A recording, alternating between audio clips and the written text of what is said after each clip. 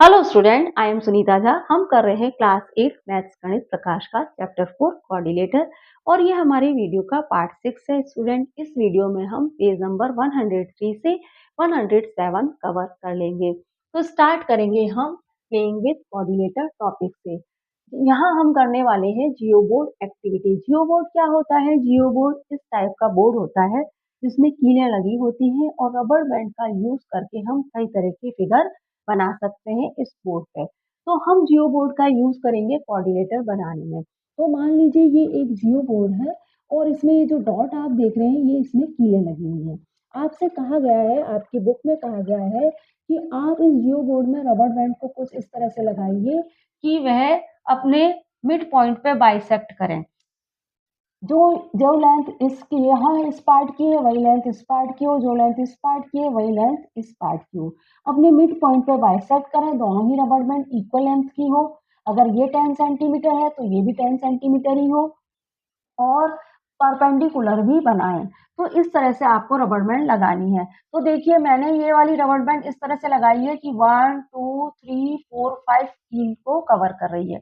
ये rubber band भी मैंने ऐसे लगाई है 1 2 3 4 5 कील को ये रबर बैंड भी कवर कर रही है। अब हम देख रहे हैं कि ये दोनों ही रबर बैंड इक्वल लेंथ की हैं और क्या परपेंडिकुलर बना रही हैं और बाइसेक्ट भी कर रही हैं एक दूसरे को। तो यहाँ पे इस तरह से हमने रबर बैंड लगा दिया। अब आपसे पूछा क्या गया है, what is the coordinator that you gate, justify your answer.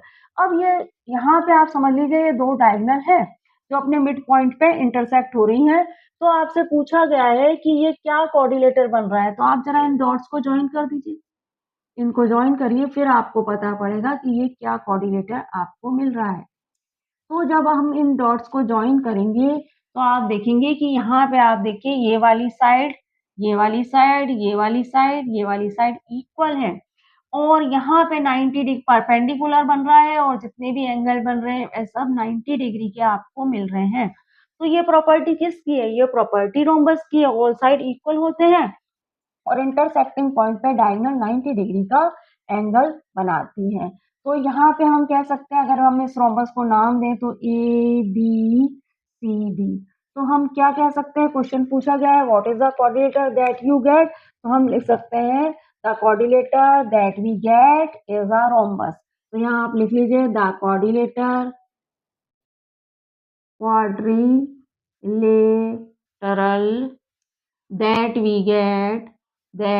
we get is a rhombus। ये हमें क्या मिल गया? रोम्बस मिल गया। अब इसको जस्टिफाई भी कर देते हैं हमारे आंसर को, क्योंकि all sides rhombus A B C D all side are equal in rhombus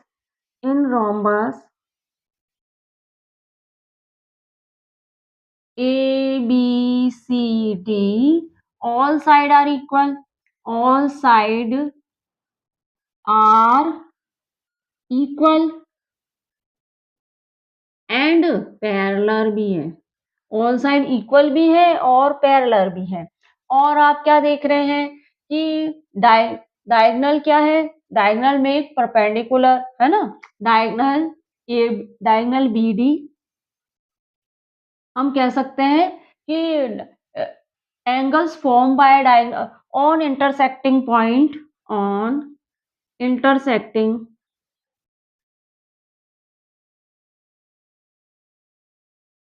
on intersection point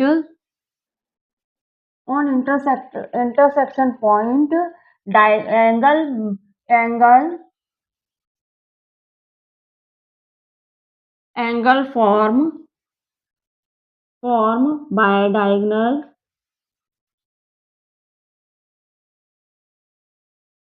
equal to 90 degree। angles formed by diagonal equal to 90 degree, जो क्या है? एक परपेंडिकुलर भी है। तो on intersection point angles formed by diagonal 90 degree. Diagonal intersection point पे 90 degree का angle बना रही है जो परपेंडिकुलर भी बना रही है, ऑन साइड इक्वल है और पैरेलल है। तो ये एक रोम्बस हो गया। तो यहाँ पे हमने जियो बोर्ड एक्टिविटी में ये फाइंड कर लिया कि ये एक रोम्बस है। अब आपसे आगे क्या कहा गया है? आपसे आगे कहा गया है कि अगर मैं ये बी डी जो आप डायगोनल देख रहे हैं, इस डायगोनल को 1 पॉइंट इस साइड से इंक्रीज कर दूं और 1 पॉइंट इस साइड से इंक्रीज कर दूं, तो आपको कौन सा कोऑर्डिनेटर मिलेगा, वह मैं आपको नेक्स्ट स्लाइड में बताती हूँ। Extend one of the diagonal on both sides by 2 centimeter. What coordinator will you get? Now justify your answer. अब ये दो डायगोनल है, इन दो डायगोनल में से एक डायगोनल को हम क्या करेंगे, 1 सेंटीमीटर इस साइड से एक्सटेंड कर देंगे, 1 सेंटीमीटर इस साइड से एक्सटेंड कर देंगे, तो ये 2 सेंटीमीटर एक्सटेंड हो जाएगी। मान लीजिए ये जो गैप है ये 1 सेंटीमीटर है, तो आपको क्या कोऑर्डिनेटर मिलेगा आपको बताना है। तो देखते हैं, एक्सटेंड तो हमने कर दी है पहले ही, ये डायगोनल एक्सटेंड कर दी है हमने और इस डायगोनल को एज इट इज रहने दिया है। अब हम क्या करते हैं, यहाँ पे इन साइड्स को, ये डायगोनल की जो एंड पॉइंट है उनको ज्वाइन कर लेते हैं। डायगोनल के एंड पॉइंट को हम ज्वाइन कर रहे हैं इस तरह। थोड़ी सी लाइन गलत बन गई है। डायगोनल्स के एंड पॉइंट को आप ज्वाइन कर दीजिए। अब डायगोनल के एंड पॉइंट को ज्वाइन करने पे यहाँ पे इस डॉट को थोड़ा सा इधर करके इसको अच्छे से बना देते हैं। डॉट में थोड़ी सी भी गड़बड़ हो जाती है तो फिर वो सही फिगर बनता नहीं है।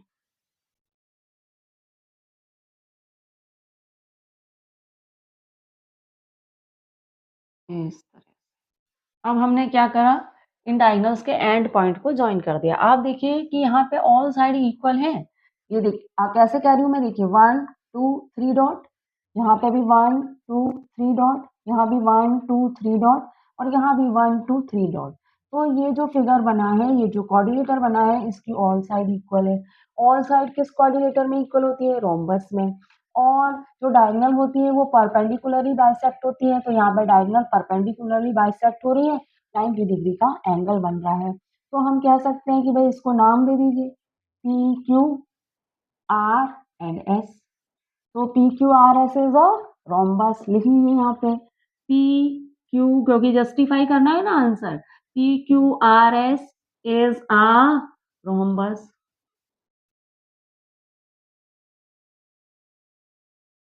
अब आप देखिए कि इसमें P R and Q S क्या है, डायगोनल है। P R and Q S क्या है,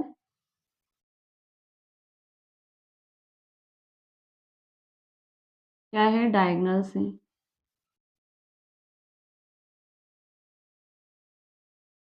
अब आप क्या देख रहे हैं, all side equal and parallel है, क्यों डायगोनल है। और क्या देख रहे हैं कि angle formed by diagonal on intersecting point, on intersecting point, intersection point, on intersection point angle formed, angles formed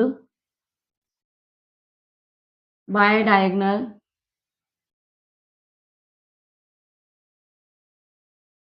equal 90 degree, जो कि परपेंडिकुलर भी है।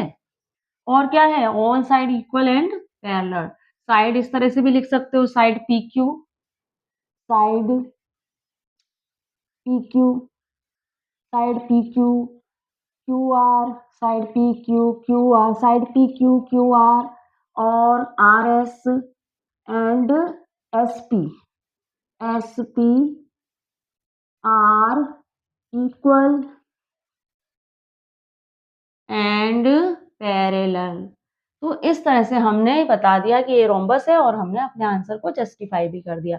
अब यहाँ पे हम क्या करेंगे नेक्स्ट स्लाइड में कि कुछ ट्रायंगल्स को ज्वाइन करेंगे और देखेंगे कि किस तरह से कोऑर्डिनेटर बनते हैं, तो वह मैं आपको नेक्स्ट स्लाइड में बताती हूँ। नेक्स्ट टॉपिक है जॉइनिंग ट्रायंगल। क्या करना है, take 2 cardboard cutout of an equilateral triangle of side length 8 centimetre. आपको 2 कार्डबोर्ड लेने हैं और 8 सेंटीमीटर साइड लेंथ के 2 इक्विलेटरल ट्रायंगल बनाने हैं। तो इस तरह से आप 8 सेंटीमीटर साइड लेंथ के 2 इक्विलेटरल ट्रायंगल बना लीजिए। इक्विलेटरल ट्रायंगल जिसकी ऑल साइड इक्वल होती है। अब आगे क्या कहा गया है, can you join them to get a coordinator. अब आपने 2 इक्विलेटरल ट्रायंगल को ज्वाइन किया तो क्या आपको कोऑर्डिनेटर मिला। इस तरह से जब आपने इनको ज्वाइन किया तो क्या आपको एक कोऑर्डिनेटर मिल रहा है, तो बिल्कुल मिल रहा है, ये एक कोऑर्डिनेटर ही है। तो यहाँ पे तो आप लिख लीजिए यस, हमें एक कोऑर्डिनेटर मिल रहा है। अब आगे क्या पूछा गया है, what type of coordinator is this, justify your answer. ये किस टाइप का कोऑर्डिनेटर है, आप अपने आंसर को जस्टिफाई करिए। तो जिसके ऑल साइड इक्वल हो, जिस कोऑर्डिनेटर की ऑल साइड इक्वल हो, पैरेलल हो और वर्टेक्स पे जो एंगल बन रहे हो वो 90 डिग्री के ना हो, तो उसे क्या बोलते हैं भाई, उसे तो रोम्बस कहते हैं। तो लिख लीजिए, इसको नाम दे देते हैं कोऑर्डिनेटर को पी क्यू आर एस। तो हम यहाँ पे लिख लेते हैं P Q R S. P Q R S is a rhombus। ये एक रोम्बस है ना। Also rhombus, its all sides are equal and parallel, but on vertex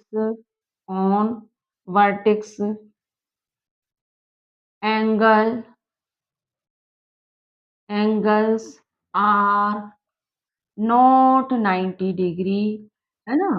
तो ये क्या हो गया, तो दिस इज अ रोम्बस। तो P Q R S is a rhombus. इस तरह से हम अपने आंसर को जस्टिफाई कर देंगे।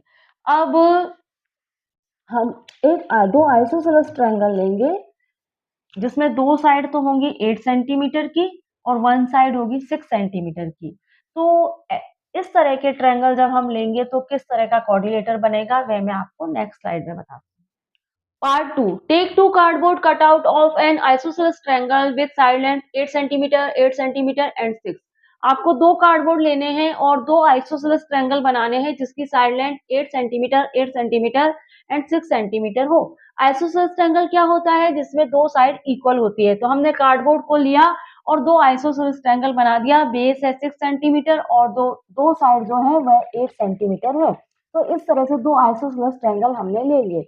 अब इन दो आइसोसेलेस ट्रायंगल को यूज करके हम कोऑर्डिनेटर बनाएंगे। किस तरह से, आप देखिए यहाँ पे हमने दो तरह के कोऑर्डिनेटर बनाए हैं। कैसे, आप समझिए। फर्स्ट पार्ट पहले समझा रही हूँ आपको मैं।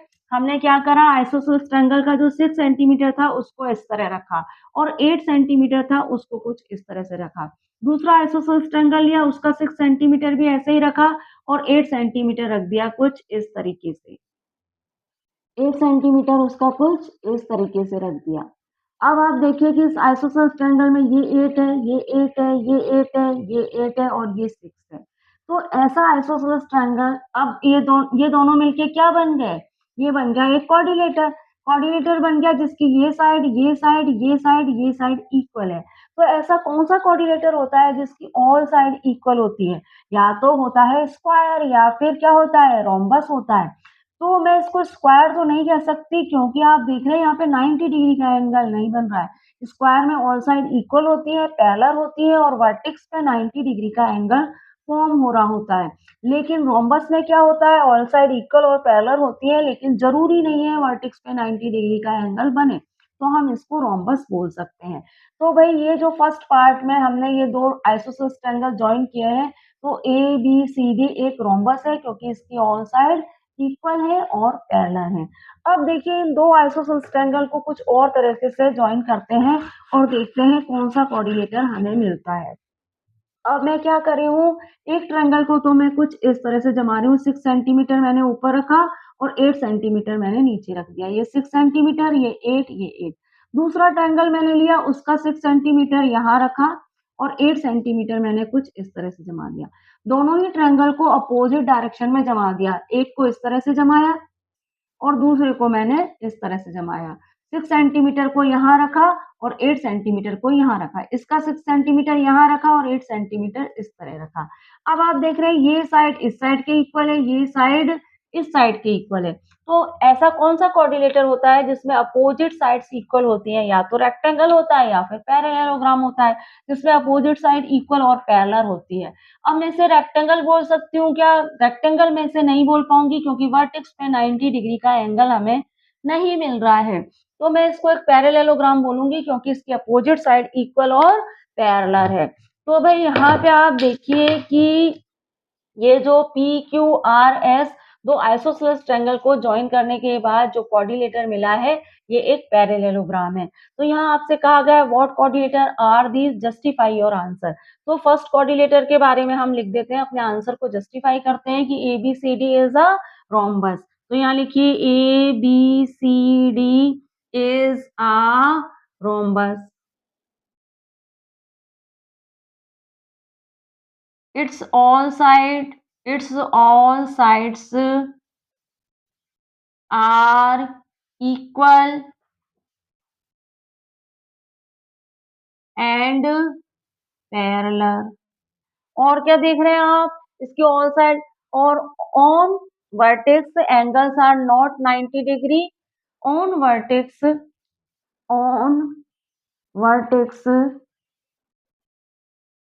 Angles are not 90 degree.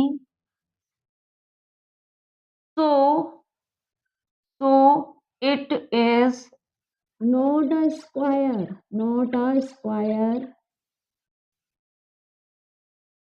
It is a rhombus।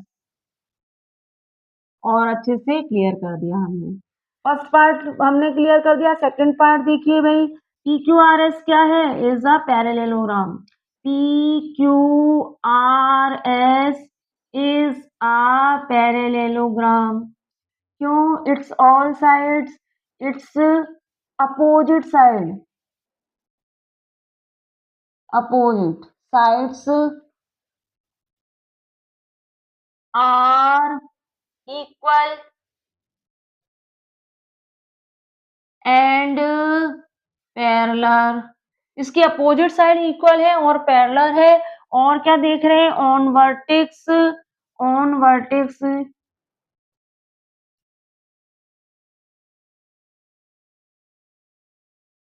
On vertex angles are not 90 degree, so it is not a rectangle, it is a parallelogram। अब देखिए यहाँ आगे क्या करना है आपको, दो स्केलन ट्रायंगल हम लेंगे और दो स्केलन ट्रायंगल को ज्वाइन करके हम जानने की कोशिश करेंगे कि किस तरह का कोऑर्डिनेटर मिलता है। वह मैं आपको नेक्स्ट स्लाइड में बताती हूँ। पार्ट 3 देखिए, take two cardboard cut out of a scalene triangle with side 6 centimetre, 9 centimetre and 12 centimetre. दो कार्डबोर्ड लेने हैं और दो स्केलन ट्रायंगल बनाने हैं जिसकी साइड 6, 9 और 12 सेंटीमीटर हो। तो हमने दो कार्डबोर्ड को यूज करके दो स्केलन ट्रायंगल बना लिया है 12, 6 एंड 9 सेंटीमीटर के। अब आपको क्या करना है, इन दोनों स्केलन ट्रायंगल को कुछ इस तरह से ज्वाइन करना है कि कोऑर्डिनेटर आपको मिले।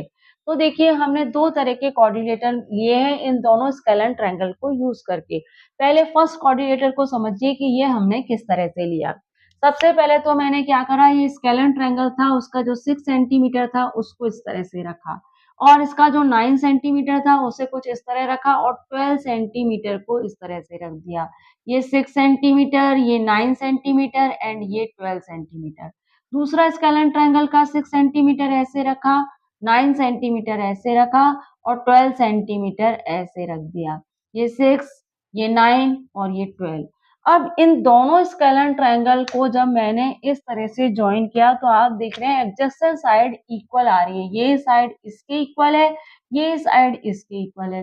तो ऐसा कौन से कोऑर्डिनेटर में होता है जब एडजेसेंट साइड इक्वल होती है, उस कोऑर्डिनेटर को हम कहते हैं काइट। काइट हम नेक्स्ट स्लाइड में पढ़ेंगे, फिलहाल आप इतना समझिए कि जिसके एडजेसेंट साइड इक्वल हो उस कोऑर्डिनेटर को हम काइट कहते हैं और डिटेल में मैं आपको नेक्स्ट स्लाइड में बताऊंगी। अब आप देखिए कि सेकंड कोऑर्डिनेटर हमें मिला है जो वह किस तरह का है उसे भी समझ लीजिए। यहाँ पे मैंने आपके लिए बना दिया है। फर्स्ट जब स्केलन ट्रायंगल को फर्स्ट पार्ट में इस तरह से ज्वाइन किया तो हमें ए बी सी डी इस तरह का एक कोऑर्डिनेटर मिल गया जिसकी एडजेसेंट साइड इक्वल है और इसे हम क्या कहेंगे, काइट कहेंगे। अब देखिए इन दो स्केलन ट्रायंगल को ज्वाइन करने यहाँ पे हमने ज्वाइन किया और देखिए हमें किस तरह का कोऑर्डिनेटर मिला है। सेकंड में देखिए 6 सेंटीमीटर को मैंने ऐसे रखा, 6 सेंटीमीटर को ऐसे रखा, 9 सेंटीमीटर को ऐसे रखा और 12 सेंटीमीटर को ऐसे रख दिया। ये 6 सेंटीमीटर, ये 9 सेंटीमीटर, ये 12 सेंटीमीटर। अब दूसरा स्केलेन ट्रायंगल है उसका 6 सेंटीमीटर ऐसे रखा, 12 सेंटीमीटर ऐसे और 9 सेंटीमीटर को ऐसे रख दिया। तो ये दोनों स्केलेन ट्रायंगल को अपोजिट डायरेक्शन में मैंने जॉइन किया। इसका 6 सेंटीमीटर यहाँ, 9 सेंटीमीटर यहाँ और 12 सेंटीमीटर यहाँ। दूसरा स्केलेन ट्रायंगल लिया उसका 6 सेंटीमीटर यहाँ, 9 सेंटीमीटर यहाँ और 12 सेंटीमीटर यहाँ। अब हमको ये किस तरह का कोऑर्डिनेटर मिल रहा है भाई? यहाँ पे आप देखिए कि यहाँ पे ये साइड इसके इक्वल है, ये भी 6, ये भी 6, ये साइड इसके इक्वल है, ये भी 9 और ये भी 9। तो यहाँ देख रहे हैं कि इस कोऑर्डिनेटर में अपोजिट साइड्स इक्वल है और ऐसा किस कोऑर्डिनेटर में होता है? या तो रेक्टेंगल में होता है या फिर पैरेललोग्राम में होता है। तो रेक्टेंगल तो हम इसे नहीं कह सकते क्योंकि ये देखिए वर्टेक्स पे जो एंगल बन रहे हैं वे 90 डिग्री के नहीं है। तो हम इसे पैरेललोग्राम कह सकते हैं। ये एक पैरेललोग्राम है जिसके अपोजिट साइड्स इक्वल है। तो यहाँ पे देखिए क्वेश्चन क्या है? What are the different way they can be joined to get a coordinator, justify your answer. अब हमने इन दो स्केलेन ट्रायंगल को जॉइन किया तो हमें किस तरह के कोऑर्डिनेटर मिले? आप अपने आंसर में जस्टिफाई करके बताइए। तो हमें दो तरह के कोऑर्डिनेटर मिले, एक तो काइट और एक पैरेललोग्राम। तो हम अपने आंसर में लिख देते हैं। ABCD is a kite. In ABCD adjacent angle are equal. ABCD में adjacent angle equal है और ये एक kite है। अच्छा, सेकंड में PQRS is a parallelogram. Its opposite sides are equal and parallel. इसकी opposite side equal है और parallel है। On vertex angle are not 90 degree, so it is not a rectangle. It is a parallelogram. लेकिन vertex पे जो angle मिल रहे हैं वे 90 degree के नहीं है, इसलिए ये रेक्टेंगल नहीं है, ये एक पैरेललोग्राम है। तो यहाँ पे हमने ट्रायंगल्स को यूज करके कोऑर्डिनेटर बनाना सीखा। पहले हमने इक्विलेटरल ट्रायंगल लिया, फिर हमने आइसोसेलेस ट्रायंगल लिया, फिर स्केलेन ट्रायंगल लिया। इनको यूज करके हमने कोऑर्डिनेटर बनाए। अब मैं नेक्स्ट स्लाइड में आपको काइट पढ़ाऊंगी, तो वह हम हमारी नेक्स्ट स्लाइड में पढ़ते हैं। Kite and trapezium, coordinator kite and trapezium को समझते हैं। तो स्टार्ट करेंगे काइट की प्रॉपर्टी से। PQRS काइट कुछ इस तरह का कोऑर्डिनेटर होता है। अब देखिए प्रॉपर्टी में क्या क्या है। Adjacent side are same, side SR equal to side QR, side SP equal to side QP। Kite में एडजेसेंट साइड जो होती है वे सेम होती है, आमने सामने वाली साइड सेम होती है। यहाँ पे कहा गया है कि साइड SR जो है वो साइड QR के इक्वल है, साइड SR जो है वो साइड QR के इक्वल है और साइड SP जो है वो साइड QP के इक्वल है। क्योंकि ऑल साइड इक्वल नहीं होती काइट में, सिर्फ एडजेसेंट साइड ही इक्वल होती है। ना अपोजिट साइड इक्वल होती है, ना ऑल साइड इक्वल होती है, सिर्फ एडजेसेंट साइड इक्वल होती है। आपको ये ध्यान रखना है। और एडजेसेंट साइड में one pair of adjacent side short होता है और one pair of adjacent side long होता है। आप देख रहे हैं कि SR और QR शॉर्ट है और साइड SP और साइड QP लॉन्ग है। आगे देखते हैं। Diagonal become perpendicular angle of 90 degree at there intersecting point.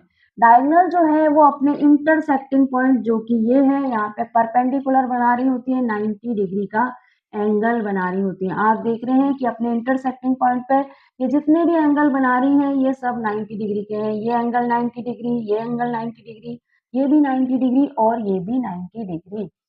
लेकिन आपको ये ध्यान रखना है कि एक डायगोनल लॉन्ग होती है और एक डायगोनल शॉर्ट होती है। आप देख रहे हैं डायगोनल RP जो है वो लॉन्ग है अकॉर्डिंग टू डायगोनल SQ के।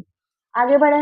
अब आप देखिए diagonal PR is not bisect but diagonal PR bisect the angle at the vertex of kite and measurement of angle P and angle R is not equal. अब diagonal PR देख रहे हैं आप, diagonal PR जो कि long diagonal है ये bisect तो नहीं हो रही होती है। कहने का मतलब ये है कि ये दो इक्वल पार्ट में डिवाइड नहीं हो रही होती है। आप देखिए RO और OP इन दोनों की लेंथ में डिफरेंस है। OP लॉन्ग है अकॉर्डिंग टू RO की। तो ये डायगोनल बाइसेक्ट तो नहीं हो रही होती है, लेकिन ये अपनी वर्टेक्स पे जो एंगल बना रही होती है उन्हें बाइसेक्ट कर देती है। जैसे R वर्टेक्स पे दो एंगल बन रहे हैं, एंगल 1, एंगल 2, तो ये दोनों एंगल बाइसेक्ट होते हैं, इन दोनों का मेजरमेंट इक्वल होता है। ऐसे ही पी वर्टेक्स पे एंगल बन रहा है, एंगल 3 एंड एंगल 4, ये एंगल भी बाइसेक्ट होते हैं, इनका मेजरमेंट भी इक्वल होता है। लेकिन अपोजिट एंगल इक्वल नहीं होते, ये ध्यान रखना। अगर ये एंगल 50 डिग्री या 40 डिग्री का बन रहा है तो हो सकता है ये वाला एंगल 80 डिग्री का हो। अपोजिट एंगल इक्वल नहीं होते, लेकिन अपनी वर्टेक्स पे जो एंगल, दो एंगल बनाती है, वो बाइसेक्ट होते हैं लॉन्ग डायगोनल के साथ, ये कंडीशन बनती है। आगे देखिए, bisect the diagonal S Q that is S O equal to O Q. अब जो शॉर्ट डायगोनल है वह बाइसेक्ट होती है, लॉन्ग डायगोनल बाइसेक्ट नहीं होती है, लेकिन शॉर्ट डायगोनल बाइसेक्ट होती है, दो इक्वल पार्ट में डिवाइड हो जाती है। जैसे कि ये डायगोनल एस क्यू है तो ये एस ओ और ओ क्यू इस तरह से दो इक्वल पार्ट में डिवाइड हो जाएगी। Measurement of angle S equal to angle Q but diagonal S Q not bisect angle. अब एंगल एस है, यहाँ पे जो एंगल एस है और जो एंगल क्यू है, इसका मेजरमेंट इक्वल होगा। अगर एंगल एस 70 डिग्री का है तो एंगल क्यू भी 70 डिग्री का होगा। लेकिन यहाँ पे जो ये जो डायगोनल एंगल फॉर्म कर रही है दो, ये दोनों एंगल बाइसेक्ट नहीं हो रहे होते हैं। भाई अब हो सकता है ये एंगल 30 डिग्री का हो और ये 40 डिग्री का हो, इसी तरह से। लेकिन आप ये ध्यान रखिए कि यहाँ पे अपोजिट एंगल इक्वल है, तो इसका मतलब ये वाला एंगल, ये एंगल इस एंगल के इक्वल होगा, ये भी 30 होगा। अगर ये एंगल इस एंगल के इक्वल होगा, ये एंगल इस एंगल के इक्वल होगा, क्योंकि अपोजिट एंगल इक्वल होते हैं लेकिन एंगल बाइसेक्ट नहीं करती शॉर्ट डायगोनल। तो आपको साइड की प्रॉपर्टी पता पड़ी, एडजेसेंट साइड सेम होती है, इक्वल होती है, एक साइड शॉर्ट होती है, एक साइड लॉन्ग होती है। डायगोनल भी इंटरसेक्टिंग पॉइंट पे परपेंडिकुलर बनाती है, एक डायगोनल लॉन्ग होती है, एक डायगोनल शॉर्ट होती है। और जो डायगोनल लॉन्ग डायगोनल होती है वह अपनी वर्टेक्स पे जो एंगल बनाती है वह बाइसेक्ट हो रहे होते हैं, लेकिन अपोजिट एंगल इक्वल नहीं होते। शॉर्ट डायगोनल अपनी वर्टेक्स पे जो एंगल बनाती है वह बाइसेक्ट नहीं हो रहे होते हैं, लेकिन अपोजिट एंगल इक्वल होते हैं। एंगल बाइसेक्ट नहीं हो रहे हैं लेकिन अपोजिट एंगल इक्वल हैं। अब काइट की प्रॉपर्टी में हमने जो भी पढ़ा उसे क्लैरिफाई करेंगे हम कॉन्ग्रुएंसी ऑफ ट्रायंगल क्राइटेरिया से, और आरएचएस कंडीशन यूज करूंगी मैं। और दो ट्रायंगल ले रही हूं मैं, कौन कौन से, एसओपी एंड क्यूओपी, इन दो ट्रायंगल को यूज करके हम काइट की प्रॉपर्टी को क्लैरिफाई करेंगे। तो देखिए, दो ट्रायंगल हम यहाँ पे बना लेते हैं। एक तो मैंने बनाया है SOP, S O and P, और दूसरा ट्रायंगल मैं बना रही हूँ यहाँ पे, दूसरा ट्रायंगल हम बना लेते हैं पी क्यू ओ, दूसरा ट्रायंगल होगा पी क्यू ओ। अब आप देखिए, इन दोनों ट्रायंगल को देख के आप इजीली कह सकते हैं कि ये दोनों राइट एंगल है, राइट एंगल ट्रायंगल है। आप देखिए, क्योंकि यहाँ पे 90 डिग्री का एंगल बन रहा है, ओ वर्टेक्स जो कि दोनों में कॉमन है उस पे 90 डिग्री का एंगल बन रहा है। और इसकी जो सामने जो साइड है एसपी और क्यूपी, ये क्या है, हाइपोटेनस है, ये क्या है, हाइपोटेनस है। और कोई भी एक साइड कॉमन हो, जैसे कि O S side O Q side के इक्वल है, और इसी तरह से कोई भी एक साइड को, भाई एक तो राइट राइट एंगल बन रहा हो और जो सामने जो हाइपोटेनस है वो सेम हो, एसपी जो है वो क्यूपी के इक्वल है, और कोई भी एक साइड पीओ या फिर साइड ये वाली साइड और साइड पीओ तो दोनों में ही कॉमन है, साइड पीओ या फिर साइड एसओ या साइड ओएस या साइड ओक्यू एक दूसरे के इक्वल हो, तो हम आरएचएस कंडीशन यहाँ पे बन जाती है। तो इन दोनों ट्रायंगल में आरएचएस कंडीशन बन रही है, कैसे हम लिख लेते हैं। आप देखो कि भाई एंगल ओ जो है वो क्या है, कॉमन है, और ये क्या है, राइट एंगल है, वो भी लिख लेते हैं हम, राइट एंगल। और आप देख रहे हैं कि एसपी, साइड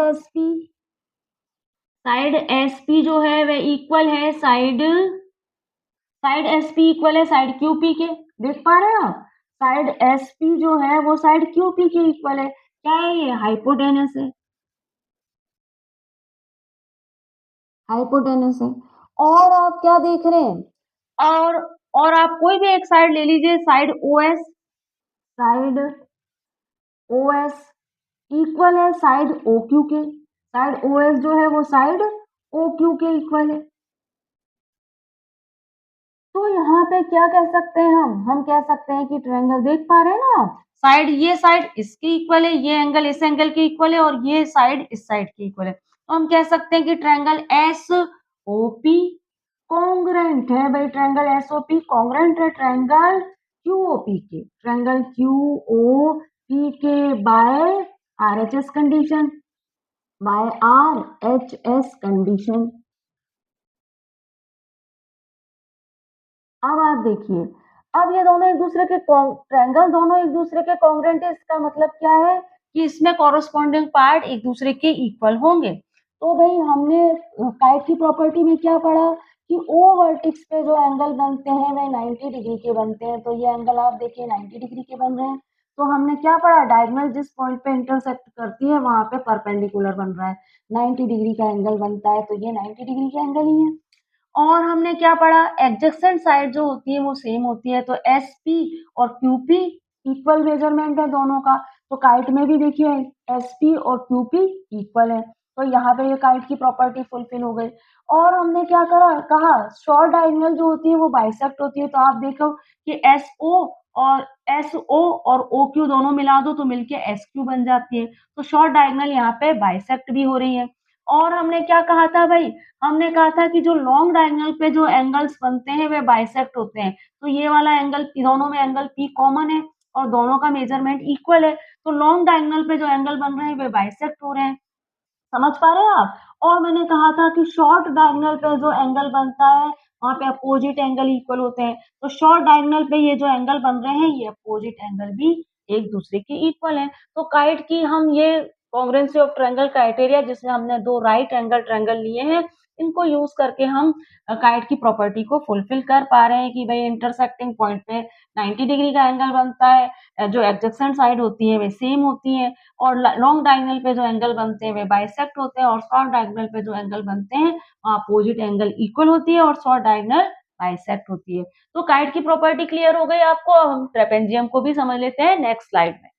ट्रेपेजियम समझ लेते हैं। A trapezium is a four sided quadrilateral with exactly one pair of parallel opposite sides called the base while the other two non-parallel sides are known as legs.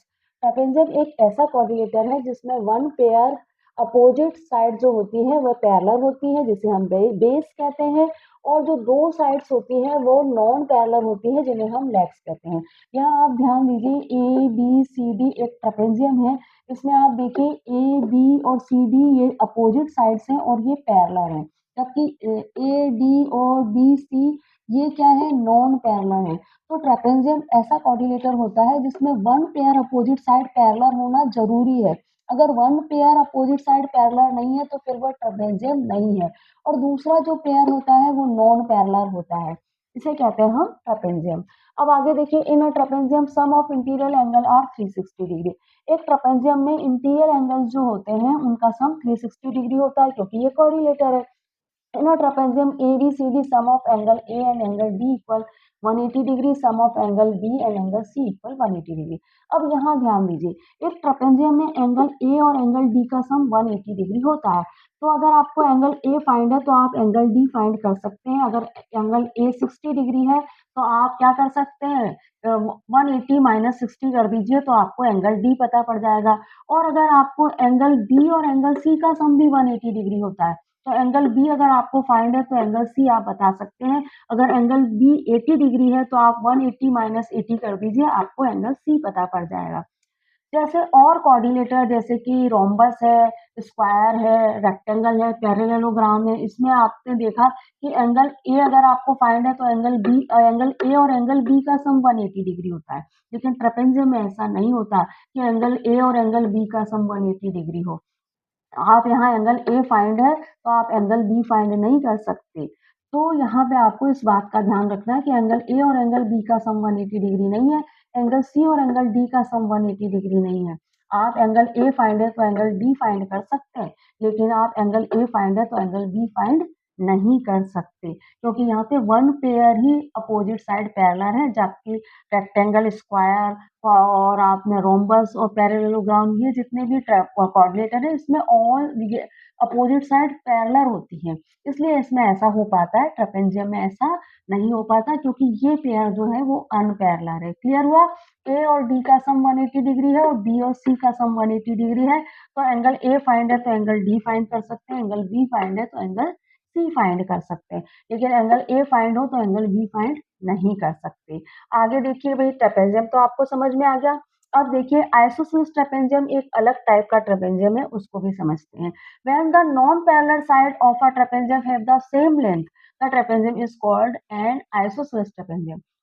अब isosceles trapezium में भी क्या होता है, one pair opposite side तो parallel होती है क्योंकि ये ट्रेपेजियम के लिए जरूरी है, लेकिन जो नॉन पैरेलल साइड होती है उनकी लेंथ इक्वल होती है। अगर ये पी एस 8 सेंटीमीटर है तो क्यू आर भी 8 सेंटीमीटर ही होगी।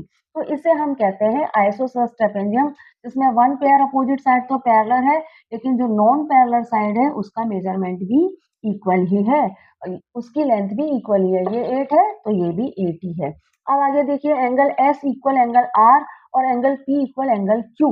अब आप देखिए कि यहाँ पे आइसोसेलेस ट्रेपेजियम में एक खास बात होती है कि एंगल एस जो है वो एंगल आर के इक्वल होता है और एंगल पी और एंगल क्यू के इक्वल होता है, जबकि ट्रेपेजियम में मैंने बताया कि एंगल डी और एंगल सी एक दूसरे के इक्वल नहीं होते, एंगल ए और एंगल बी भी एक दूसरे के इक्वल नहीं होते। लेकिन आइसोसेलेस ट्रेपेजियम में एंगल एस एंगल आर के इक्वल होता है और एंगल पी एंगल क्यू के इक्वल होता है। क्यों होता है भाई? क्योंकि यहाँ पे जो नॉन पैरेलल साइड है वह इक्वल लेंथ की है, इसलिए ऐसा हो पाता है। तो और क्या है, एंगल पी जो है वो एंगल पी और एंगल एस का सम 180 डिग्री होता है और एंगल क्यू और एंगल आर का सम भी 180 डिग्री होता है। जैसे कि सभी ट्रेपेजियम में होता है कि एंगल ए और एंगल डी का सम 180 डिग्री है, एंगल बी और एंगल सी का सम 180 डिग्री है, तो एंगल पी और एंगल एस का सम 180 डिग्री होगा और एंगल क्यू और एंगल आर का सम भी 180 डिग्री ही होगा। तो भाई अगर आपको एंगल पी पता है तो आप एंगल क्यू भी बता सकते हैं क्योंकि एंगल पी एंगल क्यू के इक्वल है। एंगल पी पता है तो एंगल एस बता सकते हैं क्योंकि एंगल पी और एंगल एस का सम 180 डिग्री होता है, तो आप एंगल एस बता सकते हैं। एंगल एस पता है तो एंगल आर बता सकते हैं क्योंकि एंगल एस एंगल आर के इक्वल है। और अगर आपको सिर्फ एंगल क्यू पता है तो एंगल क्यू पता है तो आप एंगल पी बता सकते हैं क्योंकि एंगल क्यू और एंगल पी इक्वल है, और एंगल क्यू पता है तो एंगल आर भी बता सकते हैं, और एंगल आर पता हो गया तो एंगल एस भी बता सकते हैं।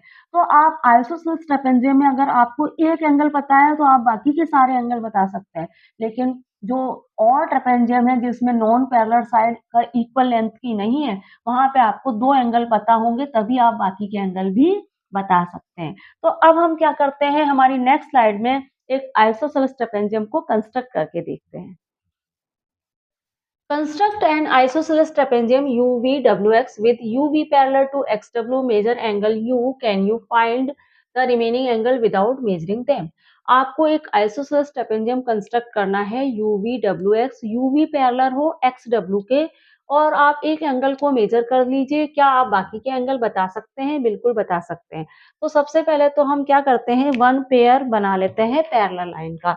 वन पेयर पैरेलल लाइन का बना लेते हैं क्योंकि आपको पता है ट्रेपेजियम में वन पेयर होता है पैरेलल लाइन का। तो एक पैरेलल लाइन मैंने यहाँ बना, एक लाइन मैंने यहाँ बनाई स्ट्रेट लाइन, और दूसरी स्ट्रेट लाइन मैंने ऊपर की तरफ बना दी। इस तरह से हमने वन पेयर बना लिया पैरेलल लाइन का। अब आपको क्या करना है, बहुत ही इजीली हम एक आइसोसेलेस ट्रेपेजियम ड्रॉ कर लेंगे। अब आपको करना क्या है, अपना कंपास और पेंसिल ओपन करना है। कंपास और पेंसिल ओपन करिए, और आप यहाँ पे सबसे पहला काम तो आप क्या करिए कि कंपास और पेंसिल ओपन करने से पहले कि यहाँ पे इसे नाम दे दीजिए यू, इसे नाम दे दीजिए यू वर्टेक्स, और इसे नाम दे दीजिए बी वर्टेक्स। ये यू और बी दो वर्टेक्स हो गए। अब आपको क्या करना है, इन दो वर्टेक्स से अपना कंपास और पेंसिल ओपन करिए, और कंपास को ओपन कर लीजिए, और आप क्या करिए, इस यू वर्टेक्स से एक आर्क लगाइए ऊपर वाली पैरेलल लाइन के ऊपर, और इसी तरह से वी वर्टेक्स से, आपने कंपास को हिलाना नहीं है आपको, इसी तरह से वी वर्टेक्स से भी एक आर्क लगा लीजिए ऊपर वाली पैरेलल लाइन पे। और आपको क्या करना है, ये जो आर्क है इनको कर देना है जॉइन। बस आपका बन जाएगा आइसोसेलेस ट्रेपेजियम, जिसमें जो नॉन पैरेलल साइड है वह इक्वल होंगी। अब आप देखिए, इनको हम जॉइन करने जा रहे हैं। ये मैंने जॉइन कर दिया, इधर से भी और इधर से भी मैंने जॉइन कर दिया। तो आप देखेंगे कि इस तरह से हमें एक आइसोसेलेस ट्रेपेजियम मिल जाएगा। अब हम क्या करते हैं, इन नॉन पैरेलल साइड को मेजर करके देख लें ये कितनी है। तो आप देखिए, ये हमें 10 सेंटीमीटर मिल रही है। तो ये साइड है 10 सेंटीमीटर और ये साइड भी 10 सेंटीमीटर है। अब हम क्या करते हैं, मिल गया आइसोसेलेस ट्रापेजियम। अब आपको क्या करना है, यू वर्टेक्स को मेजर कर लीजिए, क्योंकि एक एंगल तो हमें पता होना चाहिए, तभी हम दूसरे एंगल भी बना सकते हैं। ये यू है, ये वी है, ये डब्ल्यू है और ये क्या है, ये एक्स। क्लियर। अब आप देखिए एंगल यू में मेजर कर रही हूँ, एंगल यू आपका कितना है, एंगल यू आपका 60 डिग्री का है। अगर एंगल यू 60 डिग्री का है तो बाकी के एंगल कितने होंगे, अभी हम फाइंड कर लेते हैं। तो सबसे पहले तो हम लिख लेते हैं in trapezium U V W X, in in trapezium, in trapezium U V, U V W X. हम क्या देख रहे हैं, हम देख रहे हैं कि साइड साइड यू और एक्स जो है वह इक्वल है साइड, आपकी साइड वी और डब्ल्यू के। देख पा रहे हैं आप, साइड यू एक्स जो है वो साइड वी डब्ल्यू के है, कितनी है, 10 सेंटीमीटर है। क्यों है भाई ऐसा, क्योंकि in isosceles trapezium opposite non parallel side are equal. आपको पता है एक आइसोसेलेस ट्रेपेजियम में नॉन पैरेलल साइड जो होती है वे इक्वल होती है, इसलिए ये एक दूसरे के इक्वल है, हमें बता चुकी हूँ आपको। अब आप देखिए कि अगर एंगल यू जो है वह 60 डिग्री का है तो एंगल वी भी कितना होगा, 60 डिग्री का होगा, क्योंकि ये जो एंगल होते हैं ये एक दूसरे के इक्वल होते हैं। ये भी मैं आपको बता चुकी हूँ, एंगल यू अगर 60 डिग्री का है तो एंगल वी भी 60 डिग्री का ही होगा। और आप देखिए कि एंगल यू और एंगल एक्स का जो ऐड होगा वो कितना होगा, 180 डिग्री का होगा, क्योंकि क्या ये क्या होते हैं, ये होते हैं सप्लीमेंट्री। तो एंगल यू और एंगल एक्स का ऐड क्या होगा, 180 डिग्री होगा। तो एंगल यू अगर आपका 60 है तो हम एंगल एक्स इजीली फाइंड कर सकते हैं, 180। एंगल एक्स को यहीं रखिए, 180 माइनस 60, तो एंगल एक्स कितना हो जाएगा आपका, एंगल एक्स हो जाएगा 120 डिग्री का। अब भाई आपको एंगल एक्स पता है कि एंगल एक्स 120 डिग्री का है, तो एंगल डब्ल्यू आपको पता है कि एंगल एक्स इक्वल हो है एंगल डब्ल्यू के। क्यों, क्योंकि ये आइसोसेलेस ट्रेपेजियम है, एंगल यू एंगल वी के इक्वल है और एंगल एक्स एंगल डब्ल्यू के इक्वल है। तो अगर हमारा एंगल एक्स 120 है तो एंगल डब्ल्यू इक्वल 120 डिग्री। तो हमारा एंगल एक्स कितना है, 120 डिग्री, और जो हमारा एंगल डब्ल्यू है वह भी होगा 120 डिग्री का ही। तो इस तरह से हमने एक आइसोसेलेस ट्रेपेजियम ड्रॉ भी कर लिया और इसमें हमने जितने भी एंगल्स थे वे फाइंड कर लिया। एंगल यू और एंगल वी 60 डिग्री का है, एंगल एक्स 20 डिग्री का है और एंगल डब्ल्यू जो है वह 20 डिग्री का है। अब आप देखिए कि इस आइसोसेलेस ट्रेपेजियम में मैं एक्स वर्टेक्स से एक परपेंडिकुलर ड्रॉ करती हूँ, इस तरह से एक्स वाई। इसी तरह से डब्ल्यू वर्टेक्स से एक परपेंडिकुलर करती हूँ, डब्ल्यू जेड। तो यहाँ पे आपको एक कोऑर्डिनेटर मिल जाएगा, एक्स डब्ल्यू जेड वाई। दिख रहा है कोऑर्डिनेटर आपको, एक्स डब्ल्यू जेड वाई। तो आप देख रहे हैं कि X W Z Y is a coordinator, X W Z Y is a coordinator.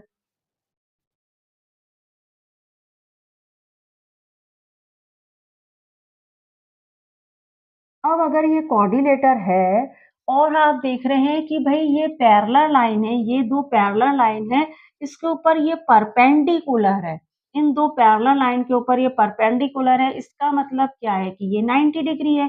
Y vertex पे जो एंगल होगा वो 90 डिग्री का होगा, क्योंकि परपेंडिकुलर यही तो कहता है, परपेंडिकुलर का मतलब ही है 90 डिग्री का एंगल। तो भाई अगर ये एंगल 90 डिग्री का है तो एंगल एक्स कितना होगा, आप बता सकते हैं। अब ये अगर ये दो पैरेलल लाइन के ऊपर अगर ये परपेंडिकुलर है तो ये इन पैरेलल लाइन के ऊपर ये एक ट्रांसवर्सल भी तो है। अब ये ट्रांसवर्सल हमने पढ़ चुका है कि सेम साइड पे जो इंटीरियर एंगल बनाती है उनका सम 180 डिग्री होता है। एक ट्रांसवर्सल सेम साइड पे जो इंटीरियर एंगल बनाती है उनका सम 180 डिग्री होता है। तो अगर एंगल y, आपका एंगल y और एंगल x कितना होगा, 180 डिग्री होंगे, ये दोनों मिलके सप्लीमेंट्री होंगे, है ना।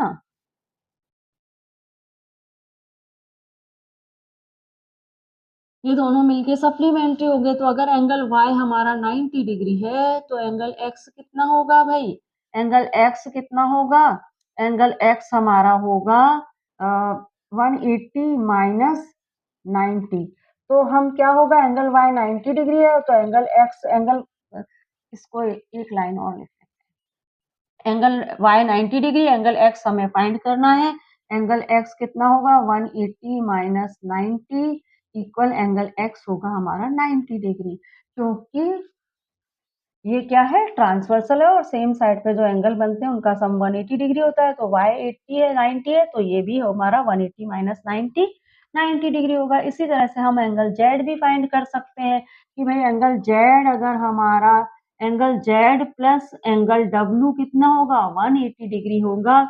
तो एंगल z अगर 90 डिग्री है तो एंगल w भी हम इजीली फाइंड कर सकते हैं। तो भाई एंगल w आपका होगा 180 माइनस 90 इक्वल क्या होगा आपका? एंगल W आपका होगा 90 डिग्री का। अब आप यहाँ पे देख रहे हैं कि एंगल Y आपका 90 degree, angle X 90 degree, angle Z 90 degree और एंगल W भी 90 डिग्री है। तो इसका मतलब क्या हुआ? और ये साइड इस साइड के इक्वल है और ये वाली साइड इस साइड के इक्वल है। तो हम कह सकते हैं कि X W Z Y is a rectangle. तो भाई ये दोनों ये रेक्टेंगल है।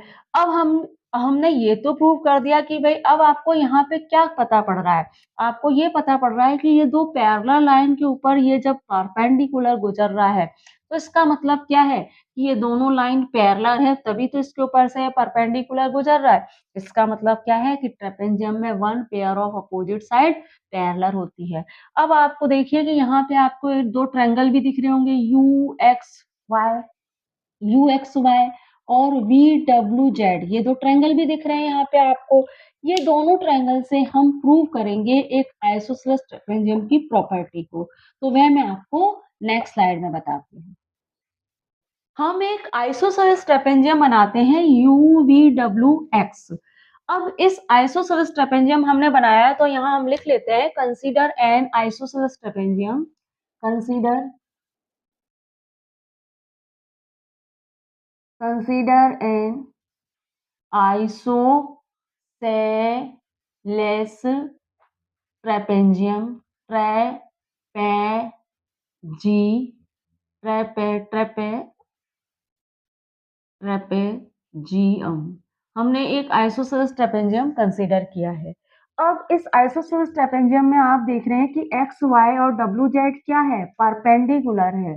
तो हम लिखेंगे X Y and W Z are perpendicular on parallel opposite side. Parallel opposite side पर है तो हम लिख लेते हैं X Y and W Z are perpendicular. Perpendicular का साइन इस तरह बना सकते हैं, X Y and W Z are perpendicular on parallel opposite sides. अब आप देखिए इस तरह से हमें दो राइट एंगल ट्रायंगल मिल जाते हैं, U X Y and V W Z, दो राइट एंगल ट्रायंगल मिल रहे हैं। यहाँ मैं आपके लिए अलग से बना दूं, आपको यहाँ पे दो राइट एंगल ट्रायंगल मिल जाएंगे। एक तो आपको मिल जाएगा यू एक्स एंड वाई, दूसरा आपको क्या मिल जाएगा भाई? दूसरा आपको मिल जाएगा वी डब्ल्यू जेड। इस तरह से आपको दो राइट एंगल ट्रायंगल मिल जाएंगे। तो यहाँ पे आप लिख लीजिए दिस वे वी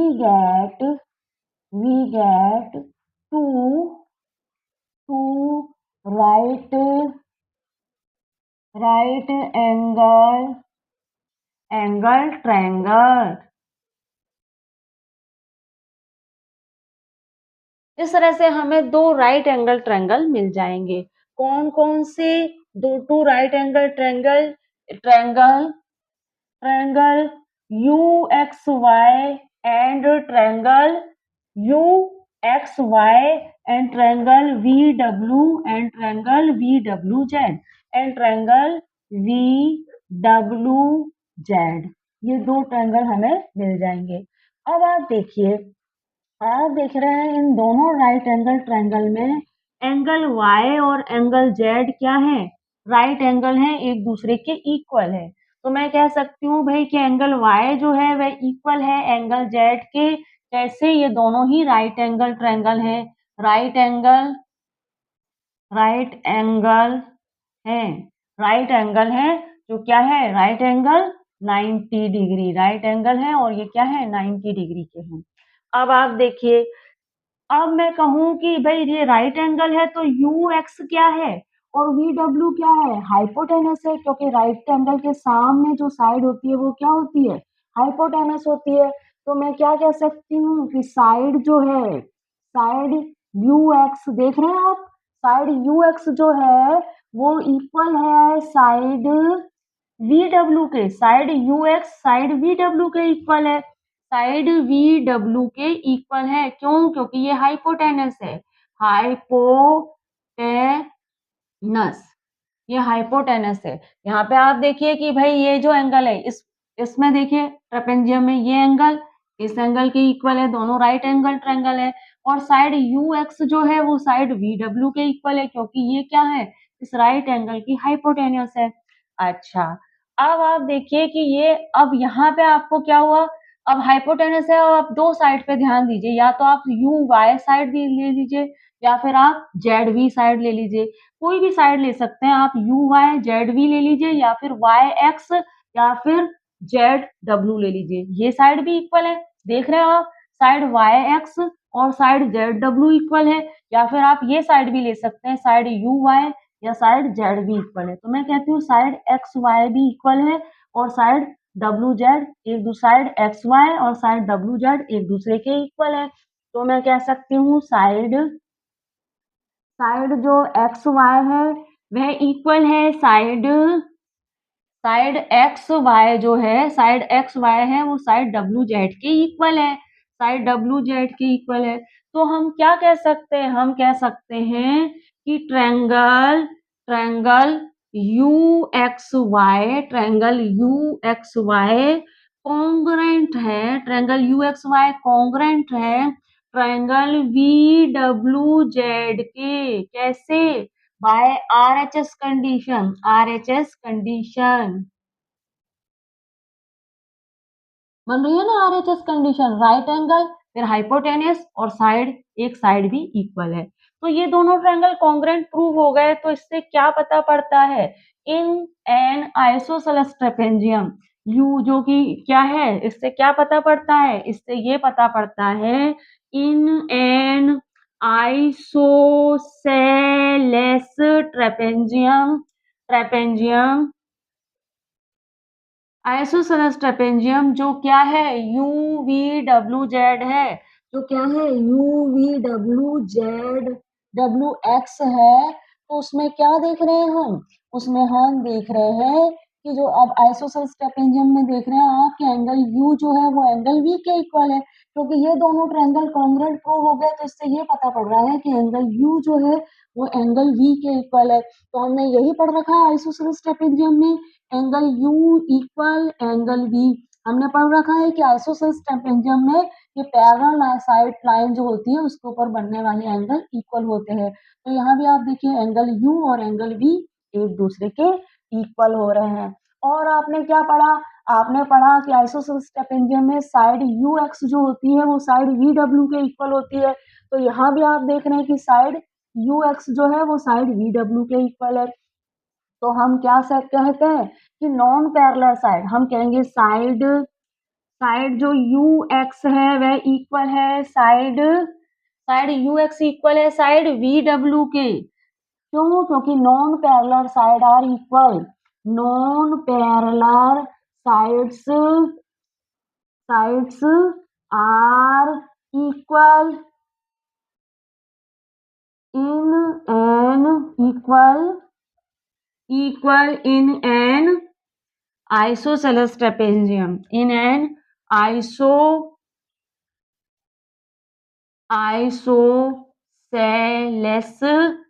trapezium, एक आइसोसेलेस ट्रेपेजियम में नॉन पैरेलल साइड जो होती है वो इक्वल होती है। और देखिए हमने पढ़ा एक आइसोसेलेस ट्रेपेजियम में जो क्या होता है, ये ऊपर वाली जो पैरेलल साइड है, पैरेलल लाइन है, ऊपर वाली जो लाइन है उसके ऊपर बनने वाले एंगल भी इक्वल होते हैं। इस लाइन के ऊपर बनने वाले एंगल इक्वल होते हैं और इस लाइन के ऊपर बनने वाले एंगल भी इक्वल होते हैं। तो आप देख रहे हैं कि एंगल एक्स जो है वो किसके इक्वल है, एंगल डब्ल्यू के इक्वल है। प्रूव हो पा रहा है ना। और आप देखिए भाई, हमने कहा साइड एक्स वाई जो है वो साइड डब्ल्यू जेड की इक्वल है। साइड एक्स वाई जो है ये क्या है, साइड एक्स वाई जो है, साइड, आप देख रहे हैं कि साइड यहाँ लिख देती हूँ, पता नहीं आपको दिख रहा होगा कि नहीं। साइड साइड एक्स वाई जो है, ये वाली साइड एक्स वाई जो है वह इक्वल है, साइड एक्स वाई जो है वह इक्वल है साइड डब्ल्यू जेड की, साइड डब्ल्यू जेड की इक्वल है। क्यों? क्योंकि ये दो पैरेलल लाइन पे बनने वाला परपेंडिकुलर है, perpendicular on on parallel lines, ये पैरेलल लाइंस पे बनने वाला परपेंडिकुलर है, इसलिए ये इक्वल है। अच्छा एक बात आपको बता दूं कि परपेंडिकुलर अनपैरेलल लाइन पे भी बन सकता है। ऐसा नहीं है कि परपेंडिकुलर सिर्फ पैरेलल लाइन ही बनाती है, दो पैरेलल लाइन के ऊपर ही परपेंडिकुलर बनेगा। परपेंडिकुलर अनपैरेलल लाइन के ऊपर भी बन सकता है, लेकिन पैरेलल लाइन पे परपेंडिकुलर बनता ही है, पैरेलल लाइन पे परपेंडिकुलर बनाया जा सकता है। हम दो अनपैरेलल लाइन भी परपेंडिकुलर बना सकते हैं, जैसे एक ये है एक ये है, तो ये दोनों अनपैरेलल है पर बना रही है परपेंडिकुलर, लेकिन पैरेलल लाइन के ऊपर परपेंडिकुलर बनता ही है, बन जाता है। और जो परपेंडिकुलर बनती है वो क्या होती है, उनकी वो एक दूसरे के इक्वल होती है, क्योंकि ये दोनों लाइन पैरेलल है। तो फिर ये जो परपेंडिकुलर खींचा है हमने एक्स वाई और डब्ल्यू जेड, ये भी एक दूसरे के इक्वल ही होगा। तो side X Y side W Z के इक्वल है, क्योंकि ये क्या है, परपेंडिकुलर है ऑन पैरेलल लाइन के ऊपर। तो भाई ऑन पैरेलल लाइन, तो इससे ये भी पता पड़ रहा है कि ये जो साइड्स होती है, ये अपोजिट साइड जो होती है वह पैरेलल होती है आइसोसेलेस ट्रेपेजियम में। अब देखिए हमने यहाँ पे हमारे इस चैप्टर में, इस वीडियो में तो मैंने आपको काइट की प्रॉपर्टी बता दी, ट्रेपेजियम समझा दिया अच्छे से, और हमारे इस पूरे चैप्टर में हमने देखिए कौन-कौन से कोऑर्डिनेटर पढ़े, हमने रेक्टेंगल पढ़ा, स्क्वायर पढ़ा, पैरेललोग्राम पढ़ा, रोम्बस पढ़ा और ट्रेपेजियम पढ़ा। तो ये जितने भी हमने, और काइट पढ़ी, कौन-कौन से पढ़े, रेक्टेंगल पढ़ा, स्क्वायर पढ़ा, और हमने क्या पढ़ा, पैरेललोग्राम पढ़ा, रोम्बस पढ़ा और काइट पढ़ी और ट्रेपेजियम पढ़ा। ये जितने भी हमने कोऑर्डिनेटर पढ़े हैं हमारे इस चैप्टर में, उसको हम एक वेन डायग्राम से शो करेंगे, समझाने की कोशिश करेंगे, तो वह मैं आपको नेक्स्ट स्लाइड में बताती हूँ।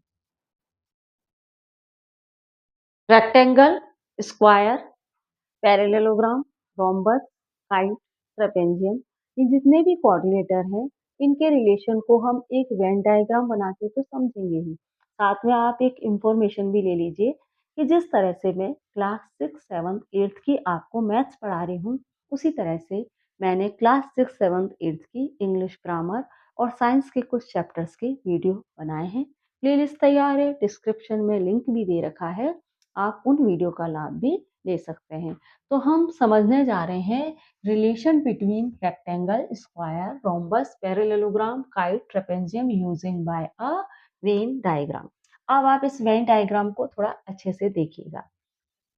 आप ये ग्रीन सर्किल देख रहे हैं, ये ग्रीन सर्किल मैंने बना रखा है, ओवल ग्रीन सर्किल मैंने बना रखा है।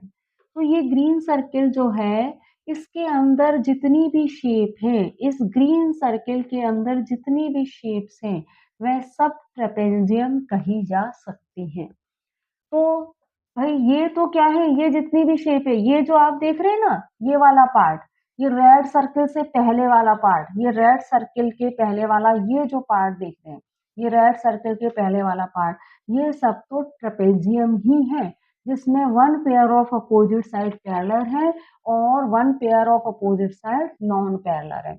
अब देखिए ये रेड सर्किल जो आप देख रहे हैं, रेड सर्किल, इस रेड सर्किल के अंदर जितनी भी शेप्स हैं वह सब क्या है, पैरेललोग्राम है। अब मैं एक पैरेललोग्राम को ट्रेपेजियम बोल सकती हूँ, क्योंकि पैरेललोग्राम में 2 pair of opposite side parallel होती हैं। आपको पता है कि पैरेललोग्राम में 2 pair of opposite side parallel होती हैं, कुछ इस तरह से बनता है पैरेललोग्राम। और एक पेयर ये और एक पेयर ये, 2 pair of opposite side parallel होती है, तो मैं एक पैरेललोग्राम को ट्रेपेजियम के अंदर रख सकती हूँ। ट्रेपेजियम में 1 पेयर अपोजिट साइड पैरेलल है, यहाँ पे 2 पेयर है, तो फिर हम एक पैरेललोग्राम को ट्रेपेजियम के अंदर रख सकते हैं। तो यहाँ पे जितनी भी शेप्स है वह सब क्या है, पैरेललोग्राम भी है और ट्रेपेजियम में भी है, क्योंकि उनके पास ट्रेपेजियम की भी क्वालिटी है। और यहाँ जितनी भी शेप्स हैं यहाँ पे, वह सब क्या है, सिर्फ ट्रेपेजियम ही है। अब आप देखिए, ये ब्लैक सर्कल आप देख रहे हैं, ये ब्लैक सर्कल, इस ब्लैक सर्कल के अंदर जितनी भी शेप्स हैं वह सब क्या है, रेक्टेंगल है। अब एक रेक्टेंगल को मैं पैरेललोग्राम की कैटेगरी में रख सकती हूँ, क्योंकि रेक्टेंगल के पास अपोजिट साइड पैरेलल है, पैरेललोग्राम के पास भी अपोजिट साइड पैरेलल है। रेक्टेंगल को मैं ट्रेपेजियम भी बोल सकती हूँ, क्योंकि रेक्टेंगल के पास 2 pair of opposite side parallel है और ट्रेपेजियम के पास 1 pair of opposite side parallel है। तो एक रेक्टेंगल पैरेललोग्राम के अंदर भी आ सकता है और ट्रेपेजियम के अंदर भी आ सकता है, इसलिए हमने रेक्टेंगल को पैरेललोग्राम और ट्रेपेजियम के अंदर रखा है। तो यहाँ पे जितनी भी शेप्स है वह सब क्या है, सिर्फ रेक्टेंगल है। और ये ब्लैक सर्कल में जितनी भी शेप है वह सब रेक्टेंगल है। रेड सर्कल के अंदर जितनी भी शेप्स है वह सब पैरेललोग्राम है। और ये रेड सर्कल के बाहर जितनी भी शेप है वह सब ट्रेपेजियम है। लेकिन रेक्टेंगल, पैरेललोग्राम, ट्रेपेजियम, ये सब रेक्टेंगल और पैरेललोग्राम को हम ट्रेपेजियम की कैटेगरी में रख सकते हैं। क्लियर हुआ इतना आपको? अब आप देखिए, ये ग्रीन सर्कल आप देख रहे हैं, एक ग्रीन सर्कल आपको दिखाई दे रहा होगा। इस ग्रीन सर्कल के अंदर हमने देखिए कौन कौन से कोऑर्डिनेटर रखे हैं, स्क्वायर, स्क्वायर तो ये रेड पार्ट है ना, ये तो स्क्वायर को शो कर रहा है। और ये ब्लू पार्ट आप देख रहे हैं, ये ब्लू पार्ट आप देख रहे हैं, ये जो ब्लू पार्ट आप देख रहे हैं, ब्लू मार्कर से जो मैंने करा है, ये ब्लू पार्ट शो कर रहा है रोम्बस को। और ये जो ब्लैक मार्कर से मैंने डॉटेड लाइन बना रखी है, ये शो कर रही है काइट को। तो देखिए, स्क्वायर को पहले समझिए आप। स्क्वायर जो कि मैंने रेड मार्कर से शो करा है, आप देख रहे हैं, रेड मार्कर से शो किया है मैंने स्क्वायर को। ये स्क्वायर को मैं रेक्टेंगल बोल सकती हूँ, क्योंकि स्क्वायर के पास रेक्टेंगल की सारी प्रॉपर्टी है, इसीलिए मैंने स्क्वायर को रेक्टेंगल के अंदर रखा है। एक स्क्वायर रेक्टेंगल भी हो सकता है, पैरेललोग्राम भी हो सकता है और ट्रेपेजियम भी हो सकता है, क्योंकि स्क्वायर के पास रेक्टेंगल, पैरेललोग्राम, ट्रेपेजियम इन तीनों की प्रॉपर्टी है, इसलिए हमने स्क्वायर को इन तीनों के अंदर रखा है। क्लियर हुआ आपको? अब एक स्क्वायर के पास रोम्बस की प्रॉपर्टी भी है। रोम्बस किस तरह की शेप है? आपको पता है कि रोम्बस किस तरह का कोऑर्डिनेटर है? रोम्बस कुछ इस टाइप का कोऑर्डिनेटर होता है, जिसमें क्या होती है, ऑल साइड इक्वल होती हैं। तो भाई स्क्वायर के पास भी ऑल साइड इक्वल है, तो मैं एक स्क्वायर को रोम्बस की कैटेगरी में रख सकती हूँ। एक स्क्वायर रोम्बस हो सकता है, एक स्क्वायर रोम्बस हो सकता है, इसलिए मैंने क्या करा है, स्क्वायर को रखा है, ये रोम्बस है। ये जो आप देख रहे हैं ना, ये डॉटेड लाइन, ये ब्लू मार्कर से जो मैंने शो किया है, ये क्या है, ये रोम्बस है। ये ब्लू मार्कर से जो मैंने शो किया है, ये क्या है, ये रोम्बस है। अब हम क्या स्क्वायर को रोम्बस के अंदर रख सकते हैं। स्क्वायर को मैं रोम्बस के अंदर रख सकती हूँ, तो स्क्वायर हो गया रोम्बस के अंदर। और एक रोम्बस के पास क्या है, रेक्टेंगल की प्रॉपर्टी तो नहीं है, इसलिए हमने रेक्टेंगल को अलग रखा है। रेक्टेंगल ये वाला पार्ट क्या है, इस रेक्टेंगल के अंदर ये वाला पार्ट तो सिर्फ रेक्टेंगल है और ये वाला पार्ट स्क्वायर है, और स्क्वायर रेक्टेंगल भी हो सकता है ना। इसलिए देखिए, रोम्बस और स्क्वायर को हमने एक साथ रखा है, क्योंकि स्क्वायर के पास रोम्बस की प्रॉपर्टी है। और रोम्बस को हमने पैरेललोग्राम के साथ भी रखा है, क्योंकि रोम्बस के पास पैरेललोग्राम की प्रॉपर्टी भी है। पैरेललोग्राम में अपोजिट साइड इक्वल होती है, पैरेलल होती है, इक्वल होती है, और रोम्बस के पास ऑल साइड इक्वल होती है और अपोजिट साइड तो पैरेलल होती ही है। तो रोम्बस पैरेललोग्राम की प्रॉपर्टी में भी आ सकता है और रोम्बस ट्रापेजियम की प्रॉपर्टी में भी आ सकता है, क्योंकि इसके पास भी अपोजिट साइड पैरेलल है और ट्रापेजियम के पास भी अपोजिट साइड पैरेलल है। लेकिन रोम्बस रेक्टेंगल की प्रॉपर्टी में नहीं आता है, क्योंकि रेक्टेंगल के पास क्या है, रेक्टेंगल के पास जो है वो ऑल साइड इसकी इक्वल नहीं होती है, रेक्टेंगल की ऑल साइड इक्वल नहीं होती, जबकि रोम्बस की ऑल साइड इक्वल होती हैं, इसलिए रोम्बस को हम रेक्टेंगल की कैटेगरी में नहीं रख सकते। एक स्क्वायर रोम्बस हो सकता है, ठीक है? क्लियर हुआ? लेकिन एक रोम्बस रेक्टेंगल नहीं हो सकता। एक रोम्बस पैरेललोग्राम और ट्रेपेजियम कहा जा सकता है। अब आप देखिए, अब यहाँ पे आप देखिए ये जो ब्लैक मार्कर से मैंने डॉटेड लाइन बनाई है, देख रहे हैं आप? ब्लैक मार्कर से ये जो मैंने डॉटेड लाइन बनाई है, ये सब किसकी कैटेगरी में आते हैं? काइट की कैटेगरी में आ रही है। ये सब क्या है? काइट है। अब मैंने काइट को देखिए, काइट को मैंने रेक्टेंगल की कैटेगरी में नहीं रखा है। रेक्टेंगल, पैरेललोग्राम और ट्रेपेजियम से बाहर रखा है, क्योंकि काइट किस तरह की शेप होती है? आपको पता है काइट किस तरह की शेप होती है? काइट कुछ इस टाइप का कोऑर्डिनेटर है जिसमें एडजेसेंट साइड इक्वल होती हैं। काइट कुछ इस तरह का कोऑर्डिनेटर है जिसमें एडजेसेंट साइड इक्वल होती है, और एडजेसेंट साइड रोम्बस में इक्वल हो सकती है, एडजेसेंट साइड रोम्बस में इक्वल हो सकती है, एडजेसेंट साइड स्क्वायर में इक्वल हो सकती है। लेकिन रेक्टेंगल तो कुछ इस टाइप का कोऑर्डिनेटर है, इसकी एडजेसेंट साइड इक्वल नहीं होती है।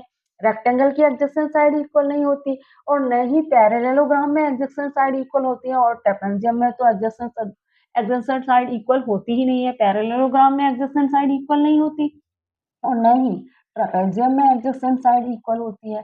तो हम क्या कह सकते हैं कि काइट को मैं रेक्टेंगल, पैरेललोग्राम और ट्रापेजियम की कैटेगरी में नहीं रख सकती, लेकिन रोम्बस के पास काइट की प्रॉपर्टी है, स्क्वायर के पास काइट की प्रॉपर्टी है, तो मैं स्क्वायर और रोम्बस को काइट के अंदर हमने रखा है, स्क्वायर को और रोम्बस को काइट के अंदर रखा है, और काइट को हमने रेक्टेंगल, पैरेललोग्राम और ट्रापेजियम से बाहर रखा है। क्लियर हुआ आपको? तो इस तरह से हम ये जो कोऑर्डिनेटर हमने जितने भी पढ़े हैं इस चैप्टर में, उनके रिलेशन को हम इस तरह से वेन डायग्राम बना के दिखा सकते हैं।